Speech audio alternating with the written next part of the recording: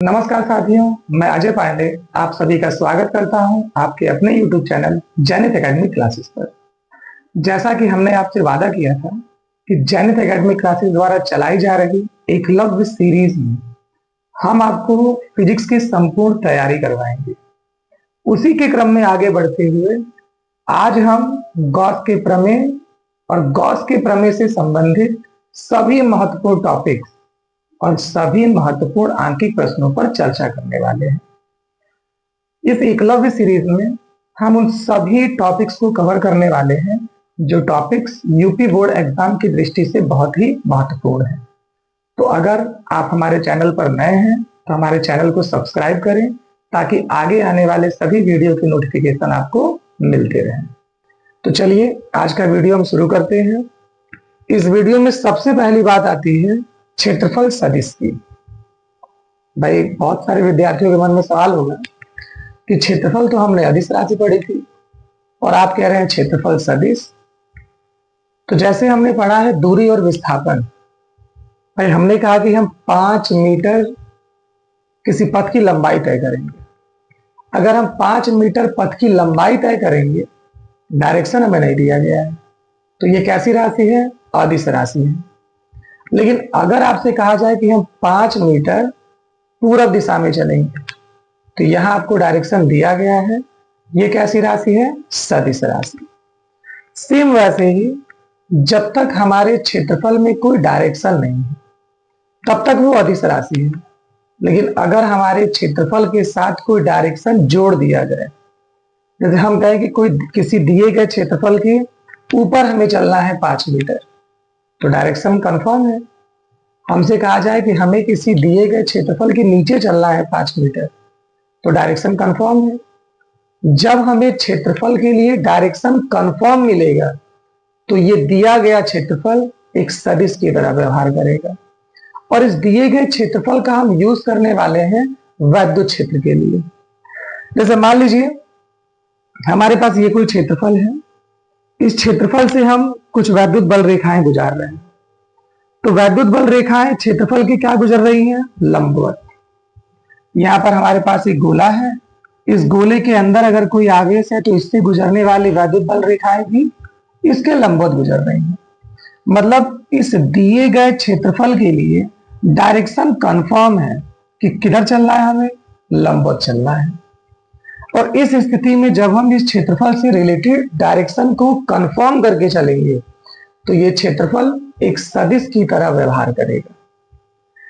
तो क्षेत्रफल सदिश क्या है कि किसी समतलीय क्षेत्रफल में परिमाण के साथ साथ दिशा भी होती है। क्षेत्रफल की दिशा क्षेत्रफल पर बाहर की ओर खींचे गए अभिलंब की दिशा में होगी। अतः क्षेत्रफल ए को इस पर बाहर की ओर खींचे गए सदिश वेक्टर ए से निरूपित करते हैं। मतलब ये जो बाहर की ओर हम डायरेक्शन लेके चल रहे हैं इसे हम किससे निरूपित करते हैं? वेक्टर ए से निरूपित करते हैं।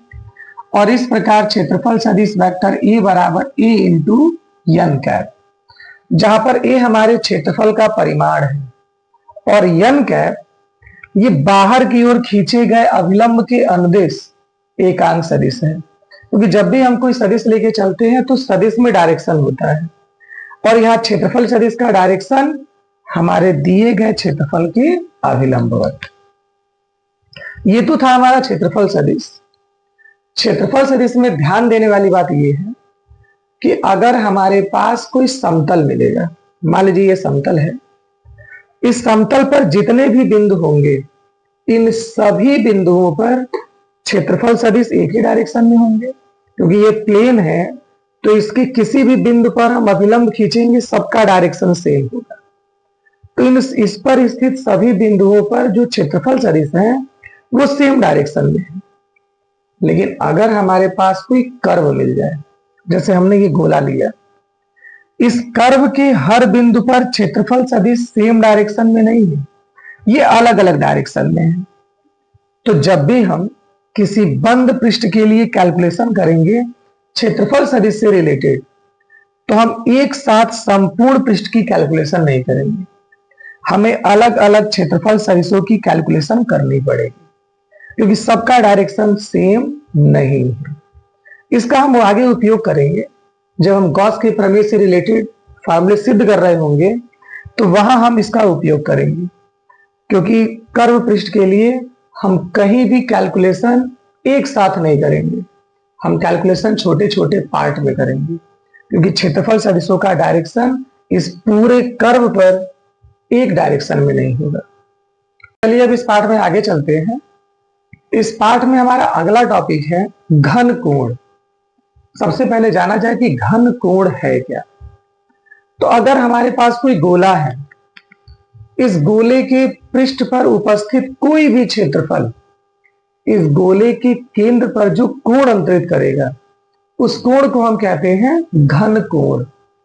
और घन कोण का मात्रक होता है स्टेरेडियन। घन कोण का मात्रक क्या होता है? स्टेरेडियन।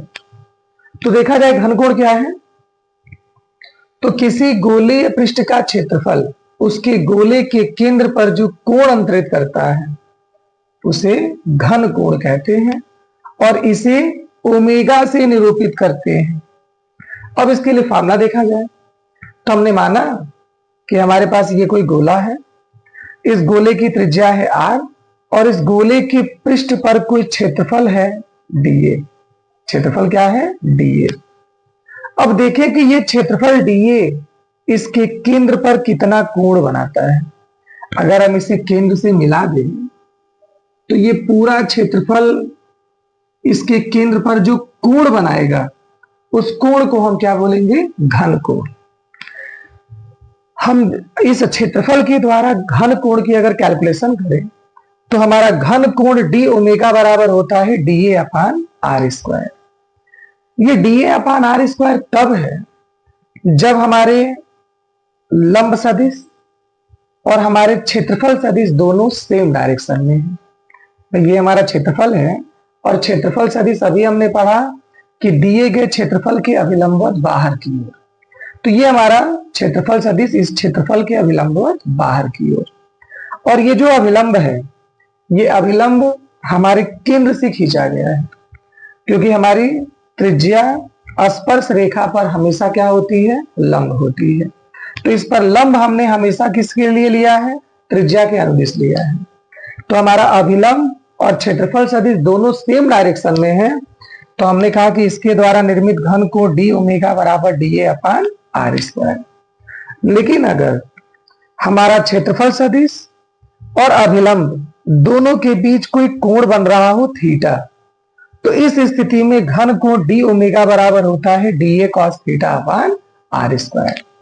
तो ये क्या है? घन कोण कि घन कोण क्या है और घन कोण के लिए फार्मूला क्या है। तो अब हम चलते हैं इस पाठ के अगले टॉपिक पे। इस पाठ का अगला टॉपिक है वैद्युत फ्लक्स। तो देखा जाए कि वैद्युत फ्लक्स है क्या। तो साधारण भाषा में कहें तो ये वैद्युत फ्लक्स हमारे वैद्युत क्षेत्र में स्थित किसी क्षेत्रफल से गुजरने वाले बल रेखाओं की संख्या है। मतलब हम किसी वैद्युत क्षेत्र में कोई क्षेत्रफल रखा है, इस क्षेत्रफल से जितनी बल रेखाएं गुजर जाएंगी उन बल रेखाओं की संख्या को हम वैद्युत फ्लक्स कहेंगे। लेकिन अभी हम पढ़ के आ रहे हैं कि जब भी हम वैद्युत क्षेत्र से रिलेटेड कोई क्षेत्रफल लेकर चलेंगे तो ये क्षेत्रफल सदिश की तरह व्यवहार करेगा, और क्षेत्रफल सदिश का डायरेक्शन हमेशा हमारे क्षेत्रफल के अभिलंबवत बाहर की ओर। तो इसका उपयोग हमें यहां भी करना है। उपयोग करना है तो हम बोलेंगे क्या कि वैद्युत फ्लक्स क्या है। तो हमारे वैद्युत क्षेत्र में स्थित किसी काल्पनिक पृष्ठ के क्षेत्रफल से अभिलंबवत दिशा में, अभी हमने कहा ना कि क्षेत्रफल सदिश की दिशा क्षेत्रफल के अभिलंबवत बाहर की ओर, तो वैद्युत क्षेत्र में स्थित किसी काल्पनिक पृष्ठ के क्षेत्रफल से अभिलंबवत दिशा में गुजरने वाली बल रेखाओं की संख्या को हम वैद्युत फ्लक्स कहते हैं, और इसे हम फाई ई से प्रदर्शित करते हैं। जैसे हम कह रहे हैं कि चलिए हमारे पास कोई क्षेत्रफल है, मान लीजिए कि ये कोई क्षेत्रफल है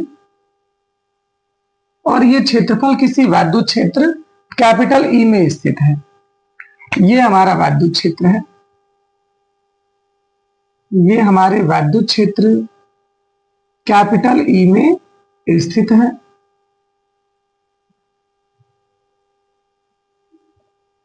अब इस वैद्युत क्षेत्र की कुछ बल रेखाएं इस पृष्ठ से होकर गुजर रही हैं, और ये जो बल रेखाएं गुजर रही हैं, ये बल रेखाएं इस पृष्ठ के लंबवत गुजर रही हैं। मतलब ये पृष्ठ कुछ ऐसे है, तो जितनी बल रेखाएं गुजर रही हैं वो क्या गुजर रही हैं, इसके लंबवत गुजर रही हैं। अब ये लंबवत गुजरने वाली जितनी बल रेखाएं हैं, इन सभी बल रेखाओं की संख्या को हम बोलते हैं वैद्युत फ्लक्स। अगर इसका हम क्षेत्रफल सदिश लेके चले कि क्षेत्रफल सदिश डीए है, तो हमारे ई और डीए का जो अदिश गुणनफल है, वो अदिश गुणनफल इससे संबंधित वैद्युत फ्लक्स के मान को निरूपित करता है। मतलब इस क्षेत्रफल से संबंधित वैद्युत फ्लक्स क्या होगा, ई डॉट डीए के बराबर होगा।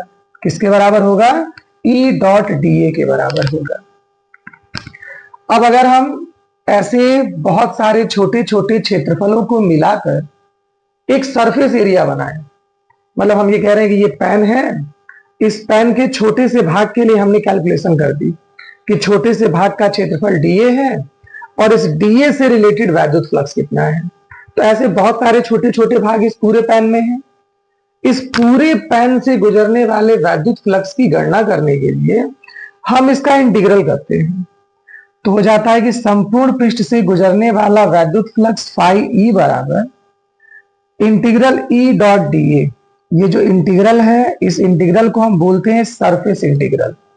मतलब हम केवल इसके सरफेस एरिया के सापेक्ष इंटीग्रेशन कर रहे हैं। तो surface integral E dot DA, ये संपूर्ण पृष्ठ से गुजरने वाला वैद्युत फ्लक्स। अब अगर हमारा ये क्षेत्रफल और वैद्युत क्षेत्र दोनों की दिशाएं समान नहीं है, दोनों की दिशाओं के बीच कुछ कोण बन रहा है। मतलब ये हमारा वैद्युत क्षेत्र तो है, मान लीजिए कि ये हमारा वैद्युत क्षेत्र तो है, लेकिन क्षेत्रफल सदिश इस डायरेक्शन में नहीं है। मतलब हमारा जो क्षेत्रफल सदिश है, मान लीजिए ये कुछ तिरछा है, कुछ झुका हुआ है क्षेत्रफल सदिश, तो वैद्युत क्षेत्र की दिशा तो अभी भी अभिलंबवत है, लेकिन हमारा क्षेत्रफल सदिश पृष्ठ के लंबवत, तो ये पृष्ठ के लंबवत होगा क्षेत्रफल सदिश, तो दोनों के बीच कुछ कोण बनेगा। अब कह रहा है कि अगर हमारे ई और डीए के मध्य कोण थीटा है, तो डीए बराबर इंटीग्रल ई डीए कॉस थीटा, इंटीग्रल ई डीए कॉस थीटा। ये हमारा वैद्युत फ्लक्स है किसी पृष्ठ से संबंधित। मतलब वैद्युत क्षेत्र में अगर कोई पृष्ठ है, तो उस पृष्ठ से संबंधित वैद्युत फ्लक्स फाई ई बराबर इंटीग्रल ई डॉट डीए, और अगर हमारे ई और डीए के बीच थीटा कोण बन रहा है, तो वैद्युत फ्लक्स फाई ई बराबर ई डीए कॉस थीटा। तो ये तो था कि वैद्युत फ्लक्स क्या है। अब आगे हम चले तो आगे हम देखते हैं कि वैद्युत फ्लक्स का मात्रक क्या है और वैद्युत फ्लक्स का बीमी सूत्र क्या है। भाई किसी भी भौतिक राशि का अगर हमें मात्रक चाहिए या फिर बीमी सूत्र चाहिए, तो उस भौतिक राशि से रिलेटेड जितनी भी राशियां हैं, उन सभी राशियों की मात्रक और बीमी सूत्र हम लेकर चलते हैं, तो दी गई भौतिक राशि का मात्रक और बीमी सूत्र हमें मिलता है। तो यहां पर अगर हम देखें कि हमारा वैद्युत फ्लक्स क्या है, तो हमने पढ़ा कि वैद्युत फ्लक्स फाई ई बराबर क्या पढ़ा भाई, E dot DA, phi E बराबर ई डॉट डीए। तो हमारे वैद्युत फ्लक्स का मात्रक, वैद्युत फ्लक्स का मात्रक क्या होगा, ई का मात्रक और डीए का मात्रक। ई का मतलब वैद्युत क्षेत्र की तीव्रता और डीए का मतलब क्षेत्रफल। वैद्युत क्षेत्र की तीव्रता का तो मात्रक हमने पढ़ रखा है, न्यूटन प्रति कूलम, और क्षेत्रफल का मात्रक हमने क्या पढ़ रखा है, मीटर स्क्वायर। मतलब वैद्युत फ्लक्स का मात्रक हमें क्या मिलता है, न्यूटन मीटर स्क्वायर प्रति कूलम। ये तो मात्रक है। अब इसका बीमी सूत्र निकालें। तो वैद्युत फ्लक्स का विमीय सूत्र, तो विमीय सूत्र निकालिए। मात्रक मिला न्यूटन मीटर स्क्वायर प्रति कूलम। तो भाई न्यूटन किसका मात्रक है? बल का। और बल का विमीय सूत्र mLT की पावर -2। मीटर स्क्वायर क्षेत्रफल का मात्रक है और मीटर स्क्वायर का L स्क्वायर। कूलम आवेश का मात्रक है और आवेश का विमीय सूत्र AT। सबको ऊपर लेके आइए तो m, ये L गुणे L square L cube. T को ऊपर लेके आएंगे तो T की पावर -1, -2 पहले से है तो T की पावर -3, और A को ऊपर लाएंगे तो A की पावर -1। तो ये है हमारे वैद्युत फ्लक्स का मात्रक और वैद्युत फ्लक्स का विमीय सूत्र।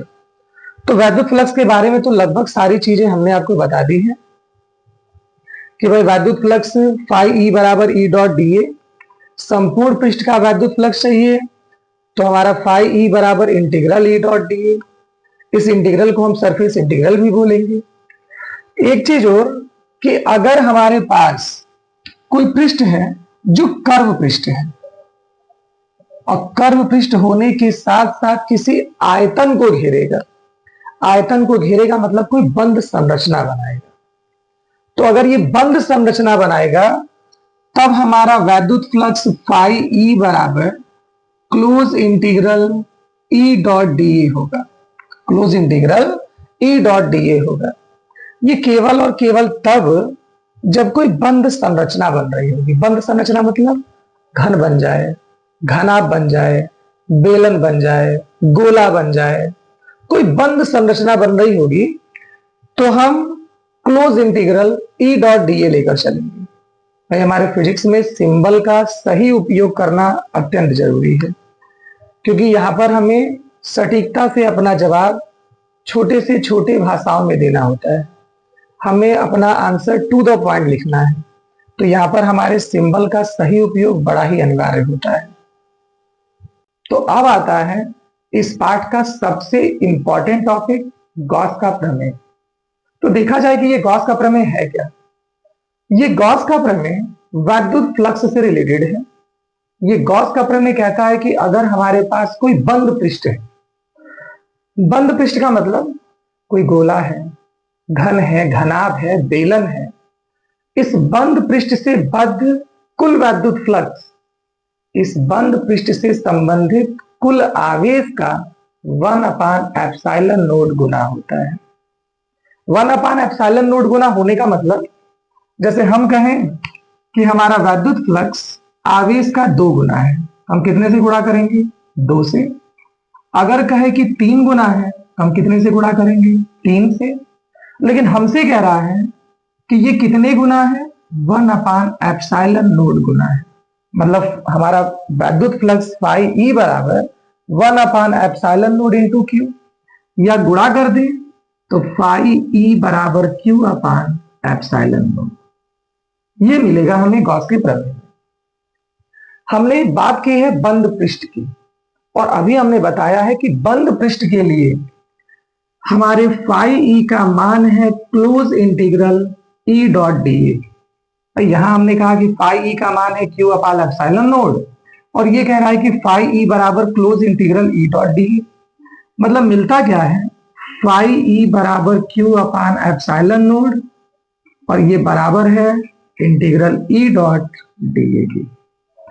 यही हमारा गॉस का प्रमेय है।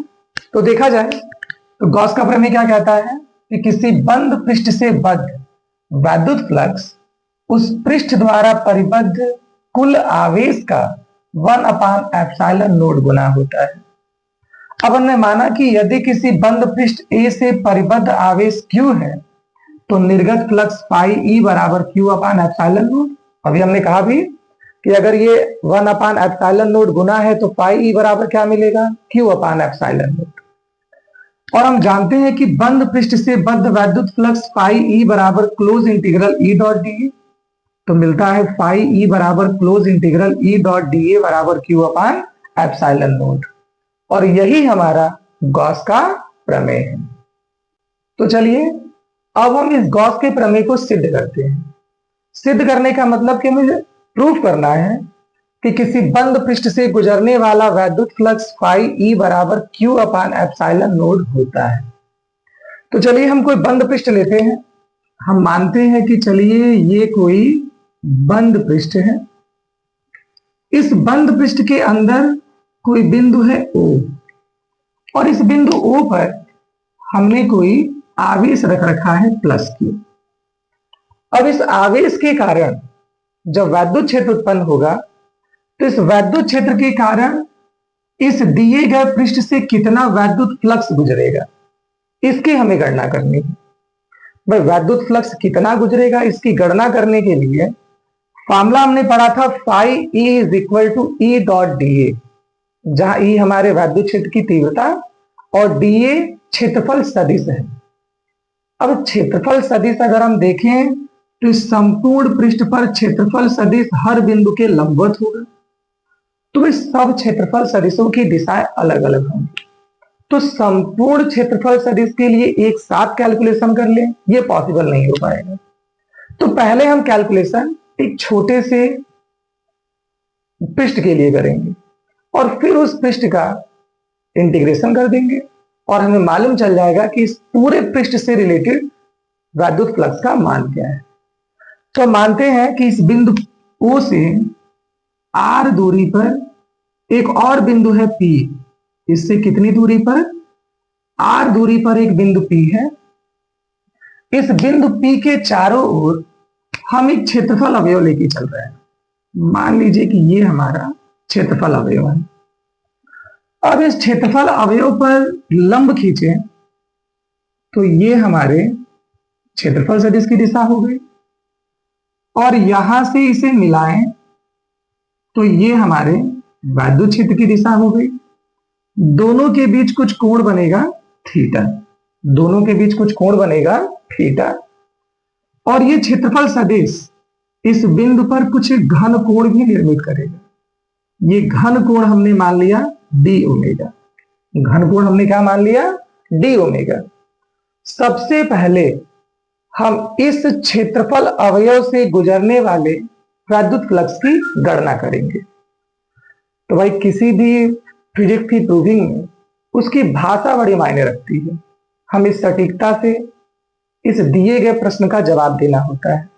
तो जो चीजें हमने यहां पर दर्शाई हैं उन चीजों को हमें अपनी भाषा में लिख देना है। तो हम लिखें तो मानते हैं कि माना एक बंद पृष्ठ कैपिटल ए के भीतर किसी बिंदु O पर एक आवेश प्लस Q स्थित है। इससे स्मॉल r दूरी पर एक बिंदु P है जिसके परितः एक सूक्ष्म क्षेत्रफल अवयव, सूक्ष्म क्षेत्रफल अवयव dA है। तो पहले इस क्षेत्रफल अवयव से गुजरने वाला वैद्युत फ्लक्स निकालते हैं। तो सूक्ष्म क्षेत्रफल अवयव dA से गुजरने वाला वैद्युत फ्लक्स, वैद्युत फ्लक्स डी फाई ई बराबर, हमने फॉर्मूला पढ़ा है कि डी फाई ई बराबर ई डॉट डी ए, और चूंकि इनके बीच कोण बन रहा है थीटा तो E D A cos theta. हमने वैद्युत क्षेत्र की तीव्रता का भी फॉर्मूला पढ़ा है, ई बराबर 1/4 pi epsilon naught Q upon R square. मान रख दे तो डी फाई ई बराबर ई का मान 1/4 pi epsilon note Q/r² dA cos theta. इसे थोड़ा सॉल्व किया जाए तो d फाई ई बराबर हमें क्या मिलता है 1/4 पाई एप्सिलॉन नोट Q, और ये dA cos थीटा अपान r² एक साथ कर ले। तो अभी तो चर्चा की है हमने कि ये dA cos थीटा अपान r² किसकी वैल्यू है, d ओमेगा की, और d ओमेगा क्या है, घन कोण है। तो ये d फाई ई बराबर Q/4 पाई एप्सिलॉन नोट, और ये किसकी वैल्यू है, d ओमेगा की। हमें तो संपूर्ण पृष्ठ से गुजरने वाला वैद्युत फ्लक्स चाहिए। तो संपूर्ण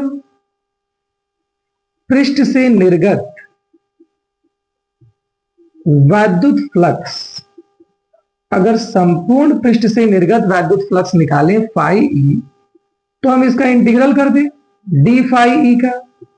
तो close integral D phi E, ये हो जाएगा हमारा phi E is equal to close integral D phi E का वैल्यू कितनी है, तो Q/4 pi epsilon naught D omega. यहां पे अगर बात करें तो Q/4 pi epsilon note constant है, बचता कौन है, डी ओमेगा। तो मिलता है phi E is equal to Q/4 pi epsilon naught integral D omega. अगर हम इस संपूर्ण पृष्ठ की बात करें, इस संपूर्ण पृष्ठ के लिए डी ओमेगा का मान कितना है, घन कोण का मान कितना है, तो संपूर्ण पृष्ठ के लिए घन कोण का मान होता है 4 पाई। तो संपूर्ण पृष्ठ के लिए इसका मान कितना है, 4 पाई। 4 पाई से 4 पाई कैंसिल, तो फाई इज इक्वल टू Q/एप्सिलॉन नोट।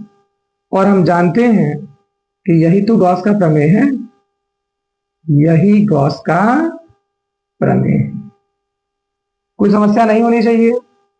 अब इस गॉस के प्रमेय से इतना कंफर्म हो जाइए कि आगे हम जहां भी गॉस के प्रमेय का अनुप्रयोग करेंगे, उन सभी अनुप्रयोगों में हम पहले सेम ऐसे ही किसी सूक्ष्म अवयव से गुजरने वाले वैद्युत फ्लक्स की गणना करेंगे और फिर उसका इंटीग्रल कर देंगे, तो हमें संपूर्ण पृष्ठ से गुजरने वाला वैद्युत फ्लक्स मिल जाएगा। तो ये तो था कि गॉस का प्रमेय क्या है।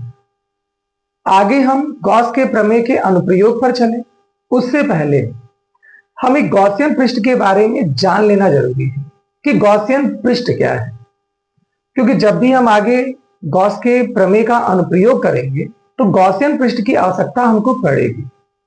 तो ये जाने कि भाई ये गॉसियन पृष्ठ है क्या।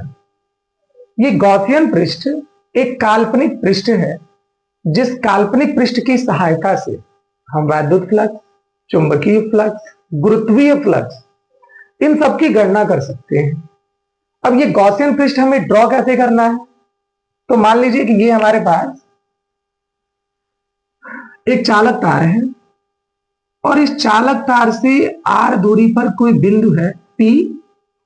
इस बिंदु P से गुजरने वाले वैद्युत फ्लक्स की हमें गणना करनी है, या फिर कहिए कि इस बिंदु P पर हमें चुंबक वैद्युत क्षेत्र की गणना करनी है। और वैद्युत क्षेत्र की गणना करने के लिए हम इस बिंदु P से जाने वाला और दिए गए चालक के सममित एक पृष्ठ की रचना करेंगे।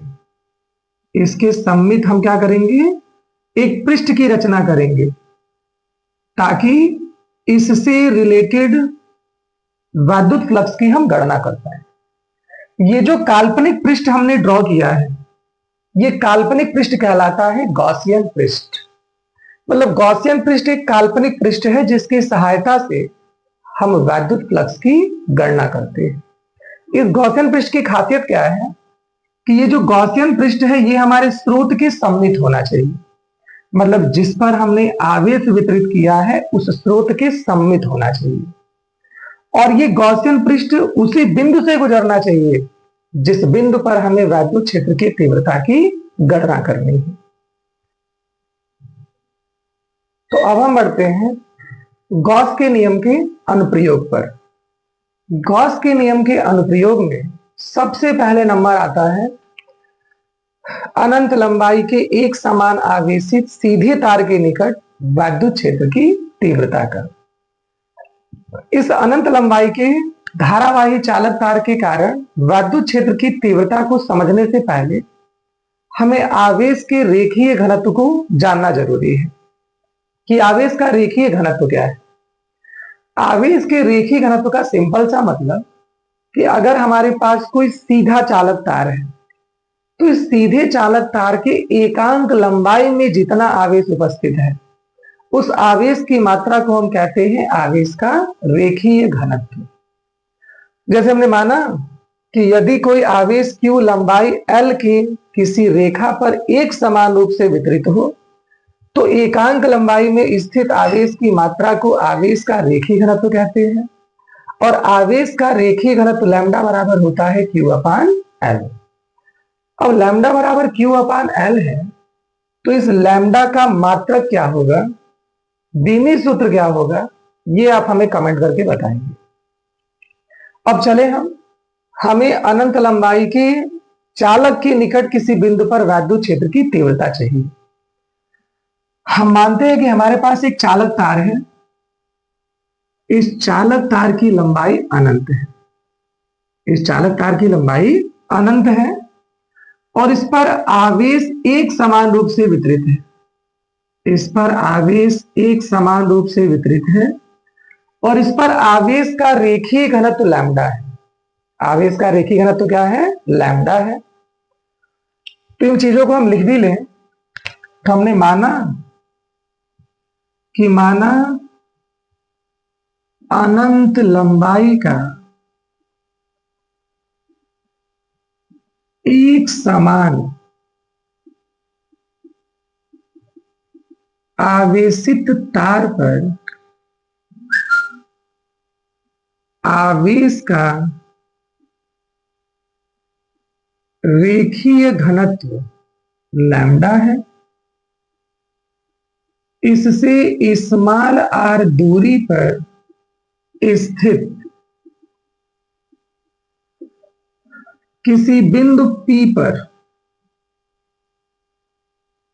विद्युत क्षेत्र के तीव्रता की गणना करनी है, विद्युत क्षेत्र की तीव्रता की गणना करनी है। मतलब ये हमारा चालक तार, इस चालक तार से r दूरी पर एक बिंदु P है, इस बिंदु P पर हमें विद्युत क्षेत्र की तीव्रता की गणना करनी है। तो विद्युत क्षेत्र की तीव्रता की गणना करने के लिए हम इस बिंदु P से होकर जाने वाला और हमारे इस चालक के सममित एक गॉसियन पृष्ठ खींचते हैं। ये चालक कैसा है, बेलनाकार, मतलब इस बिंदु P से जाने वाले एक बेलनाकार गॉसियन पृष्ठ की हम रचना करते हैं। तो इस बिंदु P से जाने वाले एक बेलनाकार गॉसियन पृष्ठ की हम रचना कर रहे हैं। ये हम एक गॉसियन पृष्ठ खींचते हैं और मानते हैं कि ये जो हमारा गॉसियन पृष्ठ हम निर्मित कर रहे हैं, इस गॉसियन पृष्ठ की लंबाई स्मॉल l है। अब इस बिंदु P पर एक क्षेत्रफल अवयव लेते हैं। अब क्षेत्रफल अवयव अगर हमने ले लिया तो इसका क्षेत्रफल सदिश लंबवत बाहर की ओर, और ये आवेश है अगर इस चालक पर वितरित है तो निकलने वाली बल रेखाएं भी लंबवत निकलेंगे चारों ओर, तो हमारा विद्युत क्षेत्र भी इसी दिशा में होगा। मतलब E और DA दोनों समान दिशाओं में है, मतलब थीटा बराबर कितना है, 0 डिग्री है। तो हमने क्या किया, विद्युत क्षेत्र की तीव्रता की गणना करनी थी, तो इसके लिए बिंदु P से जाने वाले स्मॉल l लंबाई के गॉसियन पृष्ठ की रचना करते हैं। अब हमने लिया कि यदि गॉसियन पृष्ठ पर एक सूक्ष्म क्षेत्रफल अवयव डीए स्थित है, तो सूक्ष्म क्षेत्रफल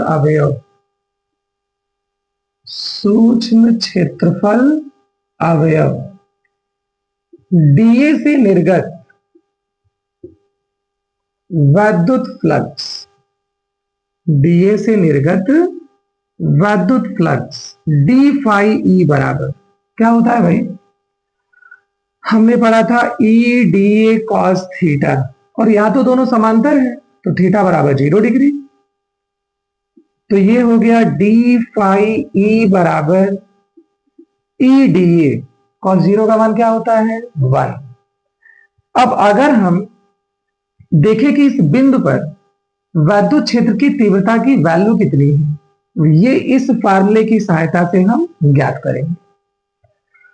अब अगर हमें संपूर्ण पृष्ठ से निर्गत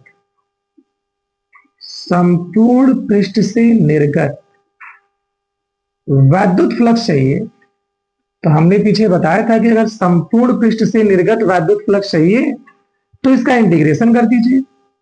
तो integral E dot D A, integral D phi E या फिर डी फाई ई की वैल्यू कितनी है?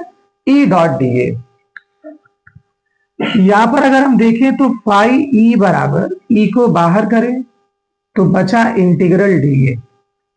इंटीग्रल डी ए मतलब संपूर्ण क्षेत्रफल जिससे निर्गत हमें वैद्युत फ्लक्स चाहिए।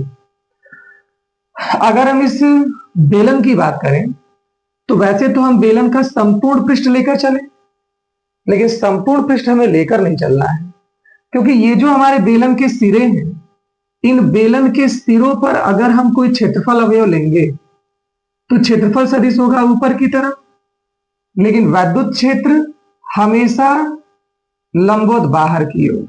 तो दोनों के बीच कोण कितना बनेगा? 90 डिग्री, और cos 90 का मान 0।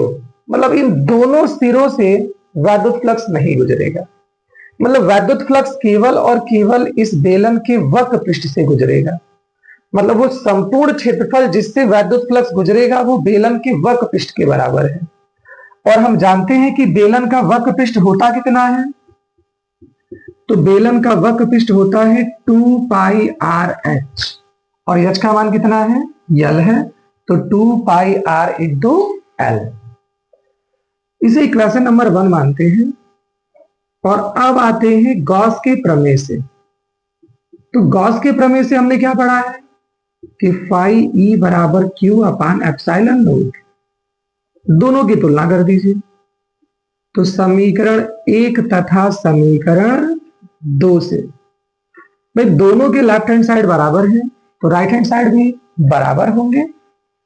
तो ये E इंटू 2 पाई आर एल बराबर क्यू अपान एप्सिलॉन नॉट। हमें E की वैल्यू चाहिए, तो बाकी सारी राशियों को ट्रांसफर करिए। तो बाकी राशियों को ट्रांसफर करें तो E बराबर 1/2 pi epsilon naught, 1/2 pi epsilon naught Q upon R L, या फिर E is equal to 1/4 pi epsilon naught, 2 से भाग दीजिए, 2 से गुणा लेते हैं, तो 2Q upon L upon R, 2Q upon L into upon R, या E बराबर 1/4 पाई एप्सिलॉन नॉट 2। अभी हमने कहा ये Q अपान एल किसकी वैल्यू है? लैम्डा की वैल्यू है, तो ये हो गया लैम्डा अपान आर। और ये इस बिंदु पर वैद्युत क्षेत्र की तीव्रता है। कोई दिक्कत नहीं होनी चाहिए, क्योंकि हमने इसे बड़ी ही आसान भाषा में सिद्ध भी किया है। अगर फिर भी आपको कोई समस्या है तो आप हमसे कमेंट करके पूछ सकते हैं। तो अब हम आगे बढ़े। गॉस के प्रमेय के अनुप्रयोग में अगला जो टॉपिक है वो अगला टॉपिक है हमारा अनंत विस्तार की समतल आवेशित अचालक चादर के निकट वैद्युत क्षेत्र की तीव्रता। अब ये कह रहा है अचालक चादर। भाई चादर हमारे पास दो तरह की है, एक सुचालक और एक अचालक। अचालक मतलब कुचालक। सुचालक चादर की खासियत है कि सुचालक चादर पर जो भी आवेश है वो आवेश इसके पृष्ठ पर वितरित है, लेकिन अगर हमारे पास कुचालक चादर है तो कुचालक चादर पर आवेश इसके पृष्ठ के भीतर उपस्थित है, मतलब इसके संपूर्ण क्षेत्रफल में एक समान रूप से वितरित है। अगर इसके संपूर्ण क्षेत्रफल में भीतर ये आवेश एक समान रूप से वितरित है तो इन आवेशों से निकलने वाला जो वैद्युत फ्लक्स होगा वो इसके पृष्ठ के दोनों तरफ से गुजरेगा। जैसे हम कह रहे हैं कि चलिए ये कोई अचालक चादर है, अचालक चादर है तो आवेश इसके भीतर स्थित है, आवेश इसके भीतर स्थित है। ये अचालक चादर हमने बंद की तो आवेश जो है वो इससे जब वैद्युत फ्लक्स गुजारेगा तो वैद्युत फ्लक्स दोनों तरफ गुजरेंगे, दोनों तरफ निकलते रहेंगे, मतलब इस तरफ भी वैद्युत फ्लक्स गुजरेगा, इस तरफ भी वैद्युत फ्लक्स गुजरेगा, मतलब वैद्युत फ्लक्स इसके इन दोनों पृष्ठों से बाहर निकल रहे होंगे, दोनों पृष्ठों से क्या हो रहे होंगे, बाहर निकल रहे होंगे। तो हमें यहां पर इसका अनुप्रयोग भी करना है। इस अनुप्रयोग को करने से पहले जैसे हमने पीछे पढ़ा कि आवेश का रेखीय घनत्व क्या है, वैसे ही यहां पर हमें जानना है कि आवेश का पृष्ठीय घनत्व क्या है। आवेश का पृष्ठीय घनत्व क्या है कि अगर हमारे पास कोई चालक है तो इस चालक के एकांक क्षेत्रफल में जितना आवेश उपस्थित है उस आवेश की मात्रा को हम कहते हैं आवेश का पृष्ठीय घनत्व। जैसे में लिखा है कि यदि कोई आवेश Q किसी पृष्ठ के क्षेत्रफल कैपिटल A पर एक समान रूप से वितरित है तो उस पृष्ठ के एकांक क्षेत्रफल में स्थित आवेश को आवेश का पृष्ठीय घनत्व कहते हैं, और आवेश का पृष्ठीय घनत्व सिग्मा बराबर Q अपान A। अब अगर सिग्मा बराबर Q अपान A है तो आपको कमेंट करके बताना है कि सिग्मा का मात्रक क्या होगा और बीमीय सूत्र क्या होगा। अब हम चले अपने टॉपिक पर। हम मानते हैं कि हमारे पास एक अनंत विस्तार की कोई चादर है। मान लीजिए कि ये एक अनंत विस्तार की समतल चादर है। इस समतल चादर पर आवेश का पृष्ठीय घनत्व है सिग्मा, और इस समतल चादर से कुछ दूरी पर या मान लीजिए r दूरी पर एक बिंदु P है, और इस बिंदु P पर हमें वैद्युत क्षेत्र की तीव्रता की गणना करनी है। अभी हमने कहा कि अगर ये चादर है तो इस चादर के दोनों सिरों से क्या होंगे, वैद्युत फ्लक्स गुजरेंगे, मतलब इस P के सम्मित एक और बिंदु होगा दूसरी तरफ P डैश, दोनों से वैद्युत फ्लक्स गुजर रहे होंगे। हम इस बिंदु P से जाने वाले और P डैश से जाने वाले एक बेलनाकार गॉसियन पृष्ठ की रचना करते हैं, एक बेलनाकार गॉसियन पृष्ठ की रचना करते हैं, और ये देखते हैं कि इस गॉसियन पृष्ठ से कितना वैद्युत फ्लक्स गुजर रहा है। मतलब ये हमारे बेलन के दो सिरे हैं, इन दोनों सिरों से कितना वैद्युत फ्लक्स गुजर रहा है। अब वैद्युत फ्लक्स की गणना करने के लिए हम ले कि भाई इसका क्षेत्रफल अवयव अगर dA है, कोई छोटा सा क्षेत्रफल अवयव ले लिए, इस पे dA है, तो जो आवेश इस पर वितरित है उन आवेशों के कारण जो हमारा वैद्युत क्षेत्र होगा ये वैद्युत क्षेत्र भी इसके लंबवत ही होगा, मतलब दोनों क्या है, समान दिशा में है।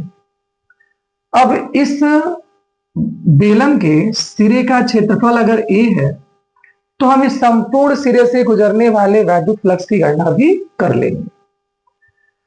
तो हम लेके चलते हैं कि माना एक अनंत विस्तार की समतल आवेशित चादर, समतल आवेशित चादर, इसका कुछ नाम दे दें A B C D, तो मानते हैं कि अनंत विस्तार की समतल आवेशित चादर ABCD है, जिसके कारण बिंदु P पर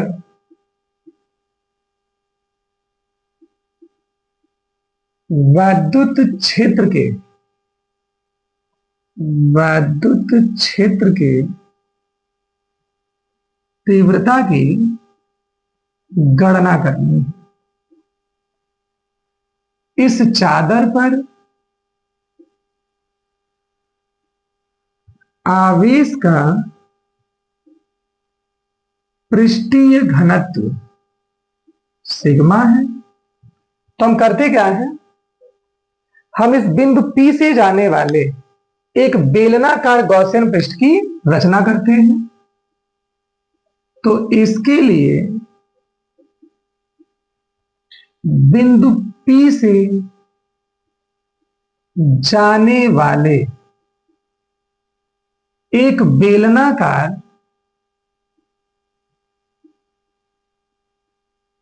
गॉसियन पृष्ठ की रचना करते हैं,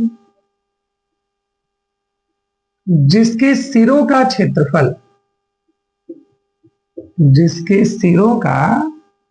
क्षेत्रफल कितना है, कैपिटल A है। यदि इस गॉसियन पृष्ठ के सिरों पर एक सूक्ष्म क्षेत्रफल अवयव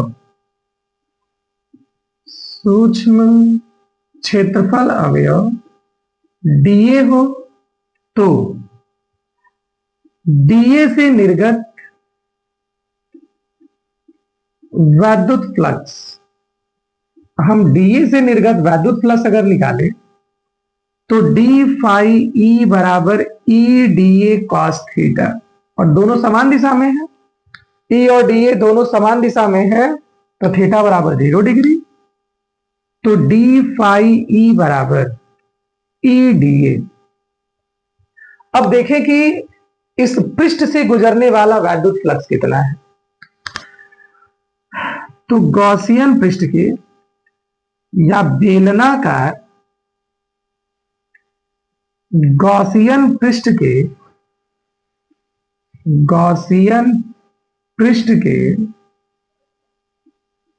दोनों सिरों से निर्गत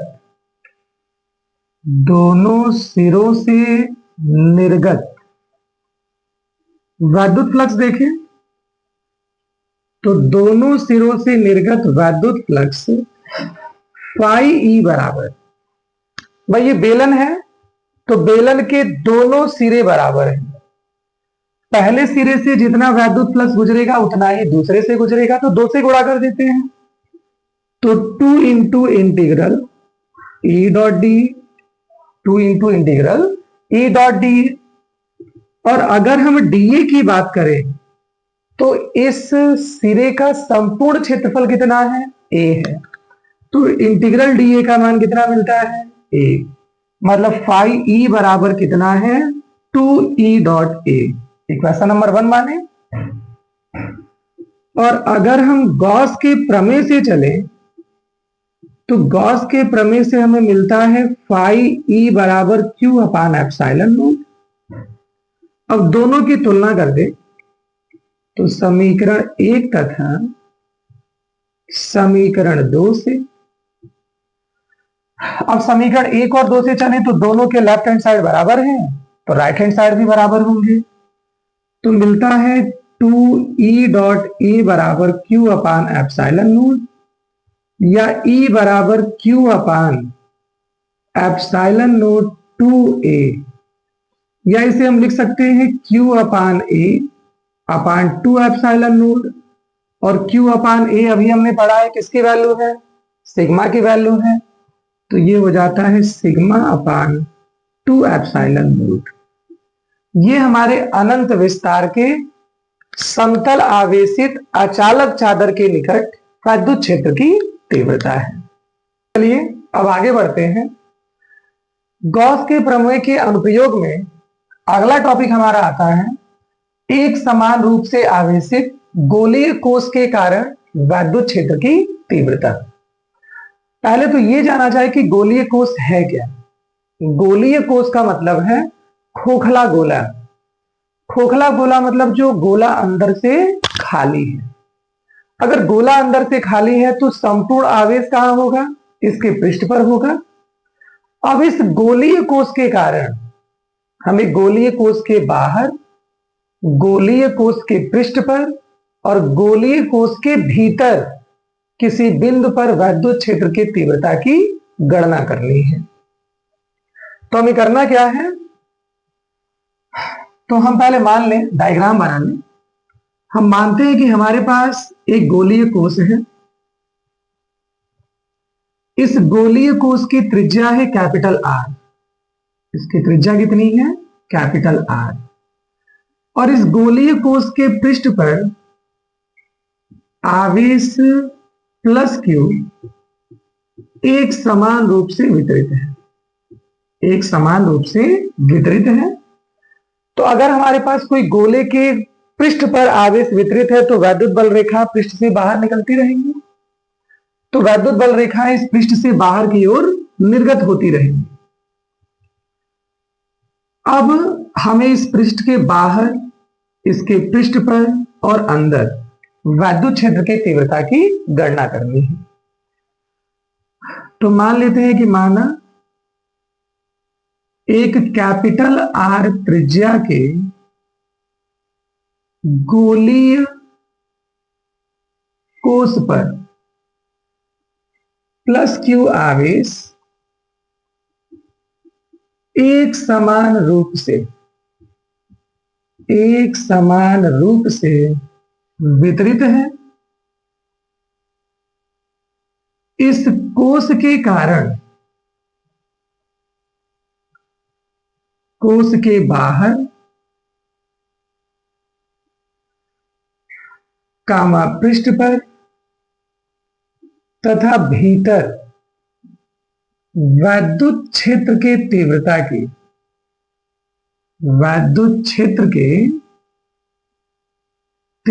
की गणना करनी है। तो सबसे पहले हम गणना करते हैं इस गोलीय पृष्ठ के बाहर। तो सबसे पहले हम गणना करते हैं बाह्य बिंदु पर कि बाहरी बिंदु पर वैद्युत क्षेत्र की तीव्रता कितनी है। तो हम मानते हैं कि इस गोले से स्मॉल आर दूरी पर गोले के बाहर कोई एक बिंदु है P और इस बिंदु P पर हमें वैद्युत क्षेत्र की तीव्रता की गणना करनी है। तो अभी हमने कहा कि जिस बिंदु पर भी हमें वैद्युत क्षेत्र की तीव्रता की गणना करनी है उस बिंदु से जाने वाले हमारे स्रोत के सममित हम एक गॉसियन पृष्ठ की रचना करेंगे। हमने एक गॉसियन पृष्ठ की रचना कर दी। अगर इस गॉसियन पृष्ठ पर कोई क्षेत्रफल अवयव है dA, तो वो इसके लंबवत बाहर की ओर और इससे उत्पन्न वैद्युत क्षेत्र ये भी इसके लंबवत बाहर की ओर। तो इससे वैद्युत क्षेत्र मतलब वैद्युत बल रेखा लंबवत बाहर की ओर निकल रही होंगी। दोनों समान दिशाओं में है। तो हम लेके चलते हैं बाह्य बिंदु पर। तो मानते हैं कि माना गोलीय कोष के बाहर कोष के केंद्र से स्मॉल आर दूरी पर एक बिंदु P है जिस पर वैद्युत क्षेत्र के तीव्रता की गणना करनी है। इसके लिए बिंदु P से जाने वाले गॉसियन पृष्ठ की गॉसियन पृष्ठ की रचना करते हैं यदि गॉसियन पृष्ठ पर सूक्ष्म क्षेत्रफल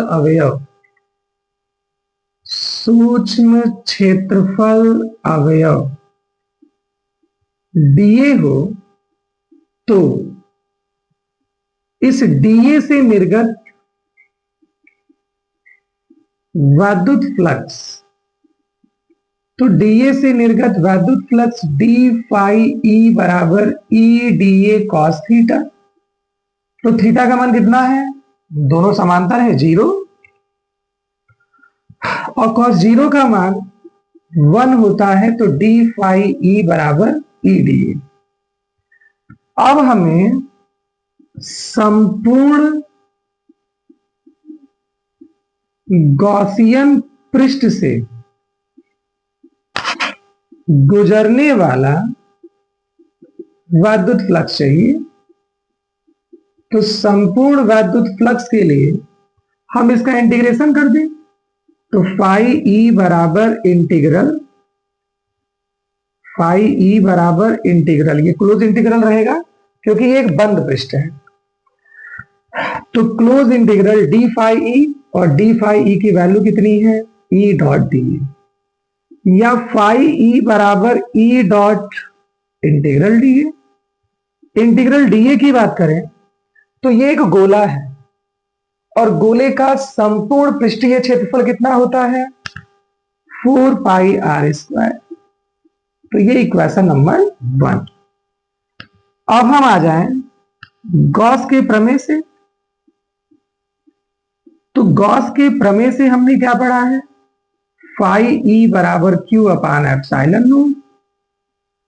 दोनों की तुलना करें तो समीकरण 1 तथा समीकरण 2 से लेफ्ट हैंड साइड बराबर है तो राइट हैंड साइड बराबर, तो E into 4 pi R square बराबर क्यू अपान एप्सिलॉन नॉट, या E बराबर 1 upon 4 pi epsilon naught Q upon R square. ये हमारे इस गोलीय कोश के बाहर स्मॉल आर दूरी पर स्थित किसी बिंदु पर वैद्युत क्षेत्र की तीव्रता है। अब हम चलते हैं गोलीय कोश के पृष्ठ पर। गोलीय कोश के पृष्ठ पर अगर गोलीय कोश के पृष्ठ पर चले तो गोलीय कोश के पृष्ठ पर चले तो केवल दूरी का ही तो डिफरेंस है। बाहर चले हैं तो दूरी स्मॉल आर है, और इसके पृष्ठ पर चलेंगे तो दूरी त्रिज्या के बराबर। तो बस इतना ही करना भी है कि गोलीय कोश के पृष्ठ पर हमारा स्मॉल आर किसके इक्वल, त्रिज्या के इक्वल, कैपिटल आर के इक्वल। तो जो फार्मूला मिला है इसमें वैल्यू रख दीजिए, तो E बराबर 1 upon 4 pi epsilon naught Q upon R square. ये हमारे गोलीय कोश के पृष्ठ पर।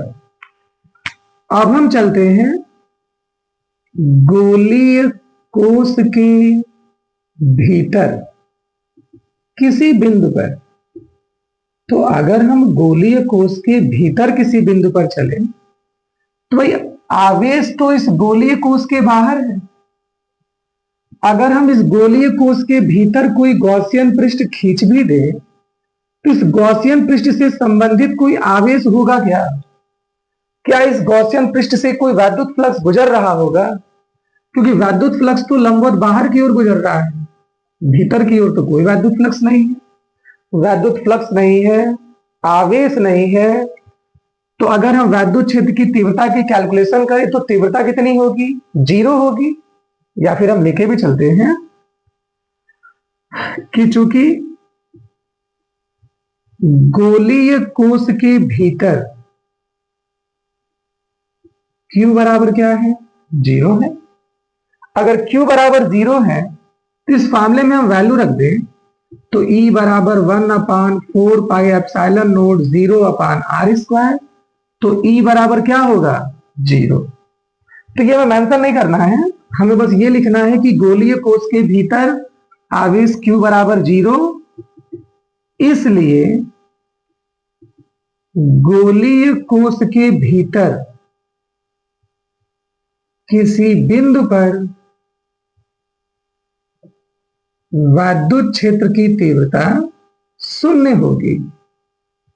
विद्युत क्षेत्र की तीव्रता क्या होगी? 0 होगी। तो ये तो साथियों हमारे गॉस के प्रमेय से रिलेटेड सभी इंपॉर्टेंट टॉपिक। यहां पर हमने उन सभी टॉपिक्स को कवर किया है जो टॉपिक्स यूपी बोर्ड एग्जाम की दृष्टि से बड़े ही महत्वपूर्ण हैं। अब हम आगे चलते हैं, आगे हम चर्चा करेंगे गॉस के प्रमेय से रिलेटेड उन आंकिक प्रश्नों की जो बोर्ड एग्जाम में पूछे गए हैं और जिनकी बोर्ड एग्जाम में आने की सबसे ज्यादा संभावना है।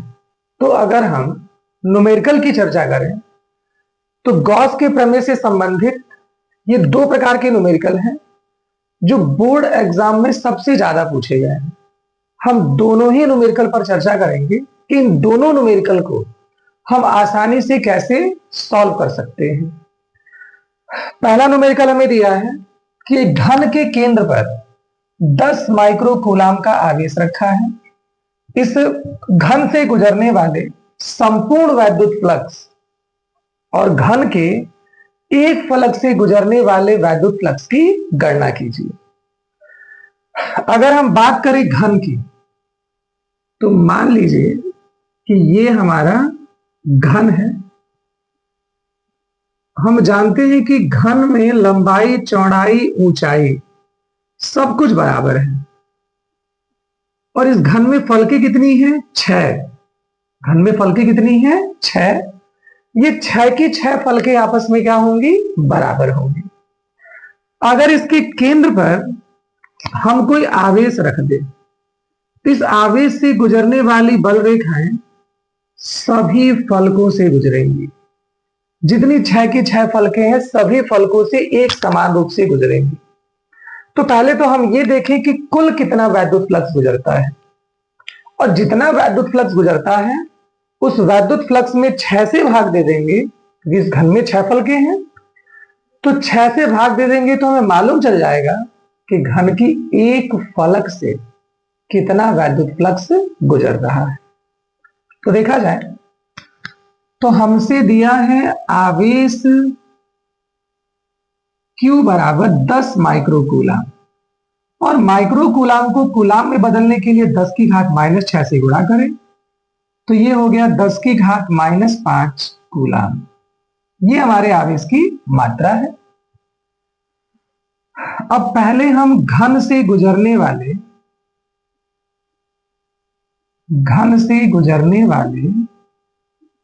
संपूर्ण वैद्युत फ्लक्स की गणना करें। तो संपूर्ण वैद्युत फ्लक्स पाई E बराबर क्या है फार्मूला? Q/ε0। Q का मान 10 की घात -5 और ε0 का मान है 8.85 इंटू 10 की पावर -12। इस -12 को ऊपर लेके आए तो ये -12 हो जाएगा 10 की पावर +12 अपान 8.85। 12 में -5 घटा दें तो बचता कितना है? 12 में से 5 गया 7 बटे 8.85। या फिर इसे सॉल्व करें तो इसे हम 10 बटे 8.85 गुणे 10 की घात 6 लिख सकते हैं। दशमलव हटाने के लिए ऊपर नीचे 100 से गुणा कर दें तो 1000 बटे 885 गुणे 10 की घात 6। या तो इसे काट के छोटा कर लीजिए या फिर 885 से 1000 में भाग दे दीजिए। तो 885 एकम 885, 10 में से 5 गया 5, 9 में से 8 गया 1 और 9 में से 8 गया 1। 10 में लगाएं, 0 बढ़ा दें, अभी भी एक बार में भाग जाएगा तो 885, 10 में से 5 गया 5, 14 में से 8 गया 6 और 10 में से 8 गया 2, 0। अब भाग दें तो 8 दूना 16 और 8 तिहाई 24, दो ही बार में भाग जाएगा। 5 दूना 10 का 0 हासिल 1, 8 दूना 16 1 17 का 7 हासिल 1 और 8 दूना 16 1 17, 0।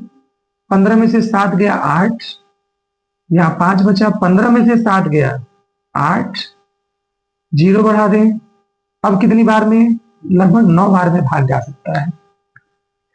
तो हमें कुल वैद्युत फ्लक्स फाई ई बराबर मिलता है 1.129 गुणे 10 की घात 6। ये तो कुल वैद्युत फ्लक्स है।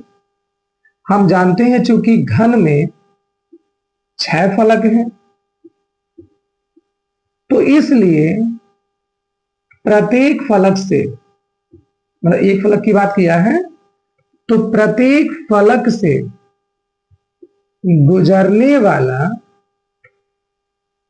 वैद्युत फ्लक्स, तो प्रत्येक फलक से गुजरने वाला वैद्युत फ्लक्स फाई ई डैश बराबर, फाई ई में कितने से भाग देते? 6 से। तो फाई ई डैश बराबर 1.129 गुणे 10 की घात 6/6। 6 से भाग दें तो 0.6 कम 6, 5 बचता है। 6 8 48, 4 बचता है। 6 7 42, 6 8 48 गुणे 10 की घात 6, या फाई ई बराबर 1.88 गुणे 10 की घात 5। इतना वैद्युत फ्लक्स गुजर रहा है। कोई समस्या नहीं है। अब आते हैं हम अगले सवाल पे। अगला सवाल हमसे कह रहा है कि 0.002 मिलीग्राम द्रव्यमान की और 6 इलेक्ट्रॉनों के आवेशों से युक्त एक तेल की बूंद एक समान वैद्युत क्षेत्र में लटक रही है। वैद्युत क्षेत्र की तीव्रता की गणना कीजिए। इसका मतलब है कि ये हमारे पास एक बूंद है। इस बूंद पर कुछ आवेश है। आवेश 6 इलेक्ट्रॉनों के बराबर है। तो आवेश Q is equal to NE, मतलब आवेश है 6E। ये अपने भार के कारण किधर गिरना चाहेगा? नीचे की तरफ। अगर इसे नीचे गिरने से रोकना है तो इसके भार के बराबर हमें बल लगाना पड़ेगा विपरीत दिशा में। मतलब वैद्युत क्षेत्र ऊपर की ओर काम कर रहा हो और ये इस पर इसके भार के बराबर बल लगा रहा हो ऊपर की तरफ। भाई वैद्युत बल का फॉर्मूला हमने पढ़ा है कि E बराबर F अपान Q, तो F बराबर E इंटू Q। मतलब वैद्युत बल किसके बराबर होना चाहिए? भार के बराबर होना चाहिए। तो ठीक है, हम इसे सॉल्व करें तो हमसे कह रहा है कि बूंद का द्रव्यमान दिया है 0.002 मिलीग्राम। भाई मिलीग्राम को किलोग्राम में बदले, तो मिलीग्राम को किलोग्राम में बदलने के लिए कितने से गुणा? 10 की घात -6 से गुणा। और यहां 10 की घात -3 दशमलव हटाने के लिए तो 2 गुणे 10 की घात -9 किलोग्राम। कंफर्म है? इस दशमलव को हटाएंगे 10 की घात -3 मिलेगा और मिलीग्राम को किलोग्राम में बदलेंगे तो 10 की घात -6 से गुणा करेंगे। अब आगे चलें तो हम जानते हैं चूंकि बूंद स्वतंत्रता पूर्वक लटकी है, तो इसलिए बूंद का भार किसके बराबर होना चाहिए? वैद्युत बल के बराबर।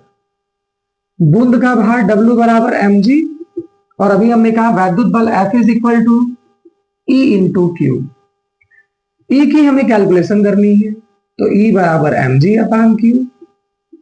m का मान 2 इंटू 10 की पावर -9, G का मान लगभग 10, 9.8 होता है, 10 लेके चल रहा है, और Q का मान तो Q is equal to NE, तो E बराबर 2 गुणे 10 की घात -8, एन का मान हमें कितना दिया है 6 और ई का मान 1.6 गुणे 10 की घात -19। ये काटे 2 तिहाई 6, ई बराबर 1/16 तिहाई 48, 4.8 -19 को ऊपर लेके आएंगे प्लस का 19 और 19 में से 8 गया 10 की घात 11 या ई बराबर 10/48 गुणे 10 की घात 11। ऊपर नीचे 10 से गुणा कर दिए, 48 से 10 में भाग दे, काट के छोटा कर सकते हैं लेकिन हम भाग दे रहे हैं। 48 से भाग दे 10 में भाग नहीं जाएगा, 10 में लगाए 0, 48 दूना 96, कितना बचा 4, 0 बढ़ाए 0 बढ़ाए 0 बढ़ाए, कितनी बार में भाग जा सकता है? तो भाग जाएगा लगभग 8 बार में। तो ये ई बराबर 0.208 गुणे 10 की घात 11 या ई बराबर 2.08 गुणे 10 की घात 10। और वैद्युत क्षेत्र की तीव्रता का मात्रक क्या है? न्यूटन प्रति कूलम। न्यूटन प्रति कूलम। अरे फॉर्मूला है ई बराबर एफ अपान क्यू। तो एफ बल है, क्यू आवेश है, बल का मात्रक न्यूटन और आवेश का मात्रक कूलम। तो ये हमारे आंकिक प्रश्न है गॉस के प्रमेय से रिलेटेड। इन्हीं आंकिक प्रश्नों से संबंधित आंकिक प्रश्न, इनसे रिलेटेड आंकिक प्रश्न ही हमारे बोर्ड एग्जाम में आए हैं और आगे भी इनके आने की संभावना है। तो यहां पर हमने गॉस के प्रमेय के संपूर्ण महत्वपूर्ण टॉपिक्स और संपूर्ण आंकिक प्रश्नों को हल किया है। आशा करते हैं आपको वीडियो अच्छा लगा होगा। अगर आपको वीडियो अच्छा लगा है तो हमारे चैनल को सब्सक्राइब करें और अपने दोस्तों के साथ शेयर करें ताकि जैनित कोचिंग सेंटर द्वारा चलाई जा रही इस एकलव्य सीरीज का फायदा अधिक से अधिक छात्रों तक पहुंच सके। इसी के साथ जय हिंद।